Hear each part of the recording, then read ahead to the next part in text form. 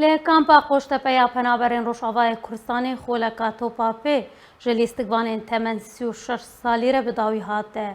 دوی خولی ده 7 تیم جلیستگوان روشاوای کردستان جنشتجین کامپا قوشتپه گویلان و هولیره بشدار بون. ده ماتشات داویه ده تیما میران لی برانبری تیما جزیره گویلان 4 گل برانبری 2 گلان تومارکر و قهرمانی به دست خسته. تداویه ده تیمین سرکفتی و هندی استگوانان به آلیا کردستانه و ناوی پیشمرگه و هندیاری ورزشی هاتن خلات کرد.